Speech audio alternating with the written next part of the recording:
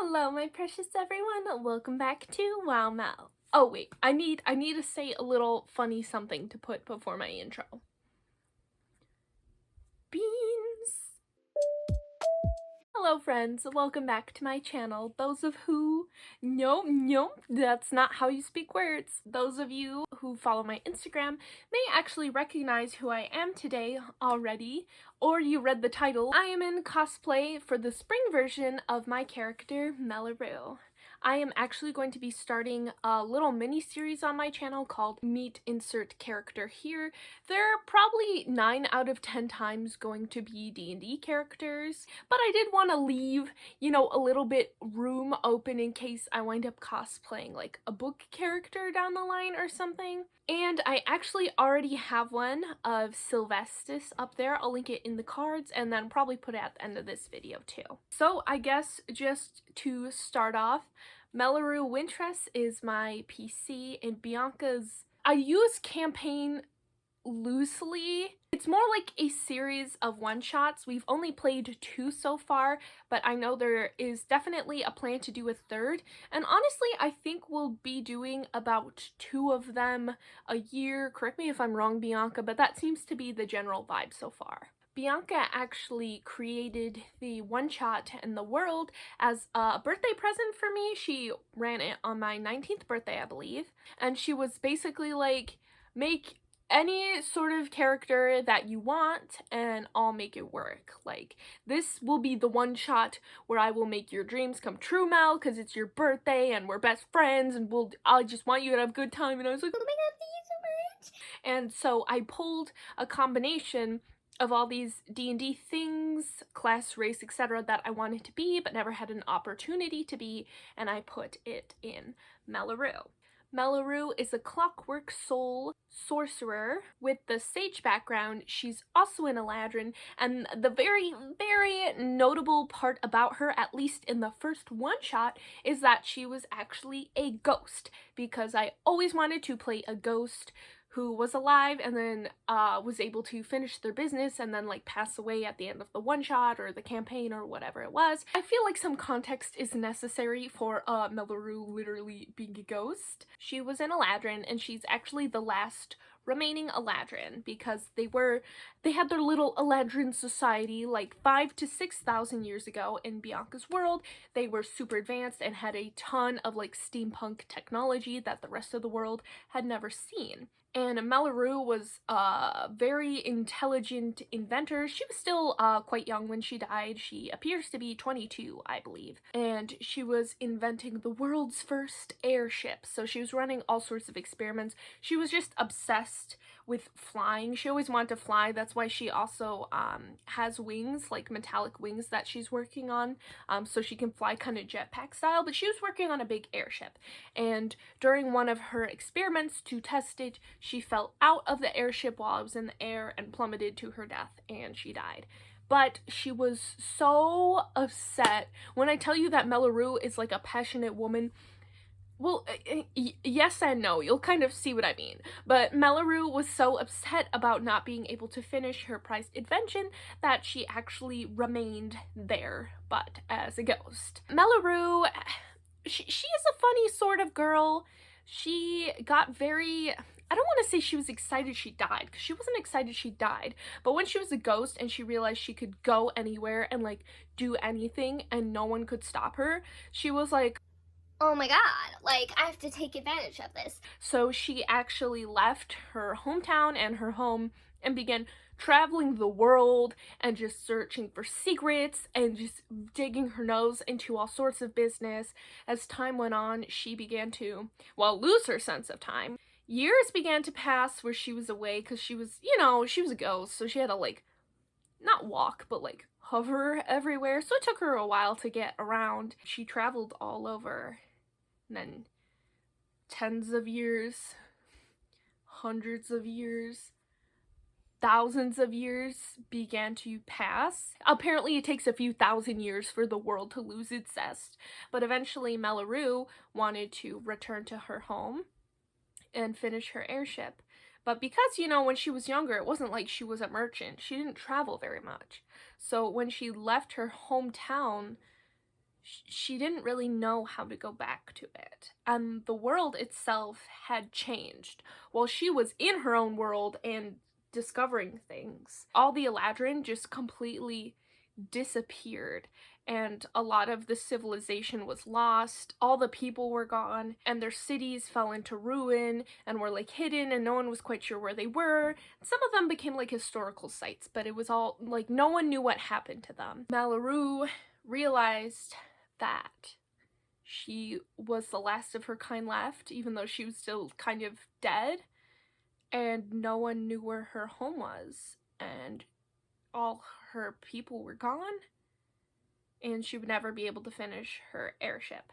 So for the first one-shot, it actually was about Melarue running into some people at a magic academy, and I forget the details because it was a little bit ago, but I think it was essentially Melarue asking them for help to complete her airship so she could finally pass away. And so she was actually a ghost for the whole first one shot, which was super fun. I always wanted to play Ghost. I thought it was a great time. And she was actually a winter Eladrin, basically the whole first one shot. For those who don't know, Eladrin are elves who are kind of like mood rings. Their appearance changes with their moods, but their moods are also associated with the seasons. If someone is like really fiery and passionate or angry, they are a summer Eladrin, and then their colors change to be more like golden or sometimes red, things like that. Or if they're like really chilled out and calm, or like thinking, or you know, something a little more subdued, then they're like an autumn Eladrin, and there's lots of like browns and oranges and things like that. In her life, Melarue spent like a solid 90% of her time in her spring Eladrin form. I think she's generally a happy person, but just very bubbly, very outgoing, very ready to rumble, like everything gets her excited. But during this one shot, even though she still came off as very excitable and very outgoing, she was actually a winter Eladrin, just to reflect that even though she didn't talk about it, like inside there was still a lot of her that was very sad. And at the end of the one shot, because the point was to, you know, find her airship, she was able to locate her old home, find her airship, and they had to fight an ancient red dragon, which was really hard, but then she got to pass away, which I knew would be sad. I kind of wanted it to be sad, but when it came, I was very attached to Melarue, like so much more than I was expecting. I think because her personality is extremely fun for me to play, just because she's so talkative, she's so excitable, and she is an incredibly intelligent person.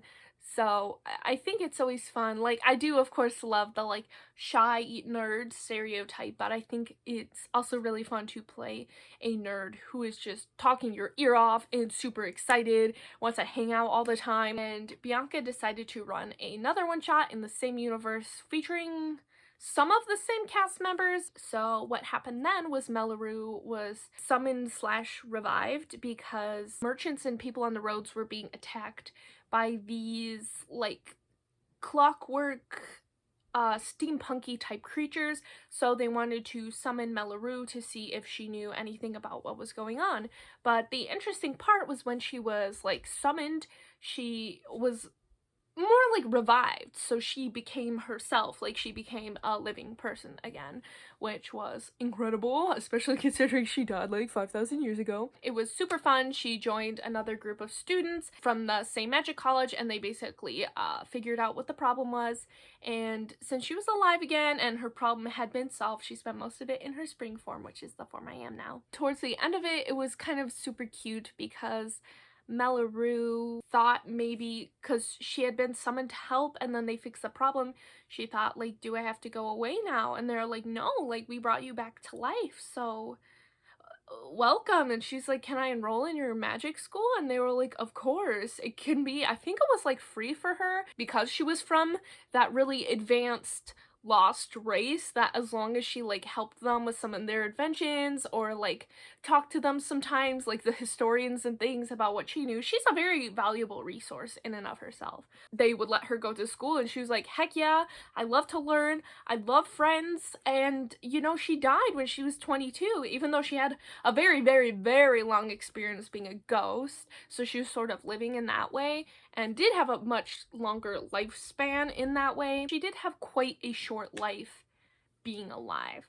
So I think it was super cute that she was able to come back to life, and at the end of that one shot she enrolled in the school and then decided to run a part drama club, part detective agency. I'm hoping in the third one shot we'll see if it happens.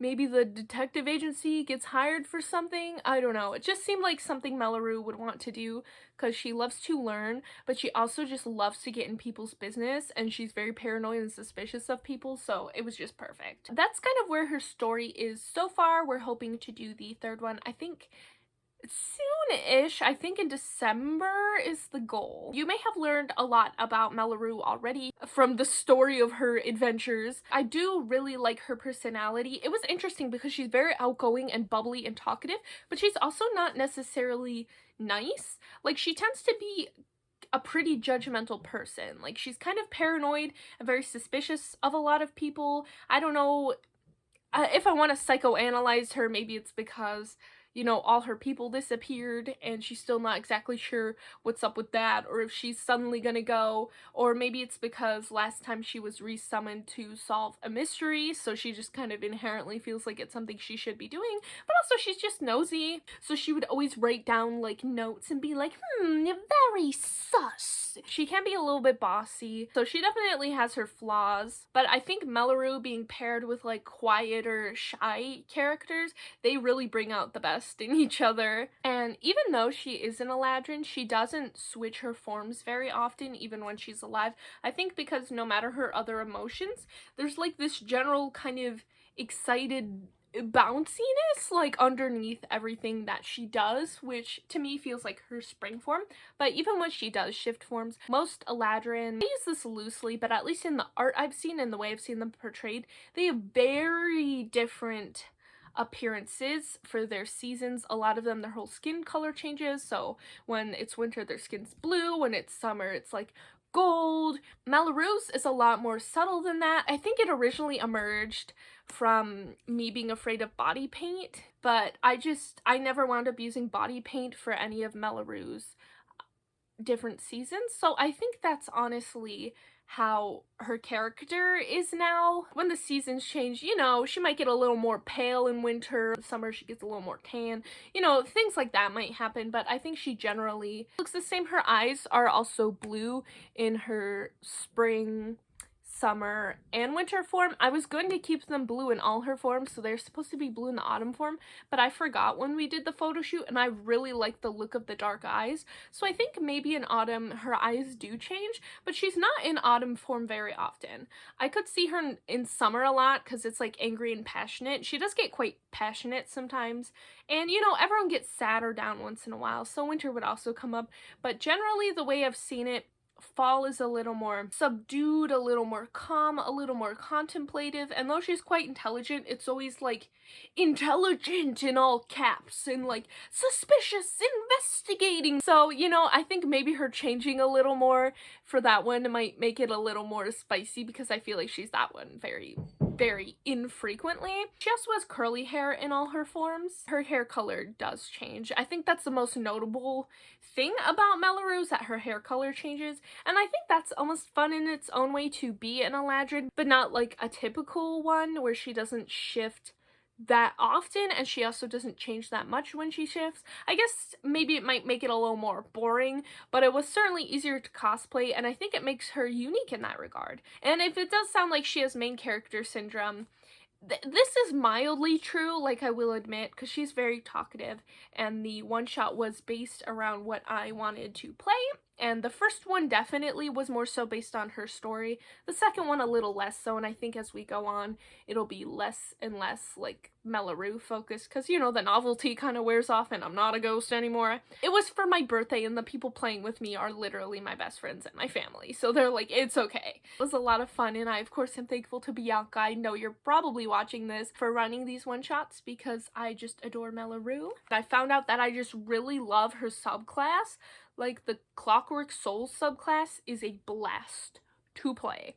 I was gonna end off with talking a little bit about her cosplays. I actually have videos for most of them. I think I have a winter Melarue look video. I think I have a spring Melarue and 6 cosplay video, and then I didn't do the summer one on video, but she does have a autumn Melarue cosplay video that just came out. Her winter one was my first ever closet cosplay. I just got the wig for it, and I think it was my second cosplay ever. I do want to update that one eventually. I might use white body paint for it. I'm not sure about that part. Maybe I'll just use some light concealer to like lighten me up a little bit, but I think I want to redo it as slightly less of a closet cosplay and give it more steampunk elements. Before it was just like a ghosty look, kind of. I more so leaned into the winter Eladrin part, but now all my other Melarues definitely lean a lot more into the steampunk aesthetic versus the season. So I think now that Melarue's not a ghost, like I might remake the winter one where it's a lot more steampunky. And I also might eventually redo the spring Melarue shoot. I definitely really like those photos, but Melarue has curly hair and I did not have a curly wig at the time and I was afraid to curl it, so I just made do with the pink one. But after I found some like more inspiration art for her character and it was curly and her original hair was curly, I'm like, I just really feel like Melarue should have like big pink curly hair, and now I have a wig for that. So we might redo that down the line if Bianca's ever available. It's not a huge need because the rest of her cosplay would basically stay the same, but it is something I would like to do eventually. Also, winter Melarue and spring Melarue, we took those photos in the wrong seasons. We did spring Melarue kind of in the winter and we did winter Melarue in the spring. So I think us redoing them in their proper seasons and with the mild adjustments would make me really happy and finally able to put the Melarue saga to rest, I think, because the summer one was done in the summer and the autumn Melarue one it's just peak. Like the fall vibes are just, it's fall vibes everywhere. But I really, really do love my sweet girl and I hope you guys love her too. I mean, I know you've never really played with her, but I enjoy her very much. I hope you find her story interesting. Also, before this video, she has this headband in her photos, and one of them fell off. And I was gonna just wear this like as a horn in the middle and just have this dangling somewhere in my hair because it could easily get lost in the sauce. Like, there's a lot of hair. But then I broke the second one off. So I have to glue these back on because this is her spring hair accessory. Like, what a mess. I think my next one for this series will be Dove. I'm also going to do one for Six. He comes up all the time. Probably one for Queasy. Probably one for Lalitha / the Lady of Vanity. Like, I have a lot of D&D characters who appear on my Instagram, which is at wow__Mel, and I would like to have these videos for everyone I cosplay on my Instagram. That way, if you're ever curious to learn more about them, you can watch the videos, or if you watch these videos and you want to see like the actual photo shoot I did for the characters, you can check those out. You can check out my Twitch, which is also wow__Mel. Thank you for joining me. I will see you in the next video. Bye! Also, if you're curious what level, the first one shot, she may have been level 15, but we actually leveled while we were playing the one shot, and I think we ended at 20. And then in the second one, I believe we were level 10. And the downgrade in the levels was kind of explained as me like returning to life, and you know, I was a little bit off and you know, some other stuff. Anyways, goodbye.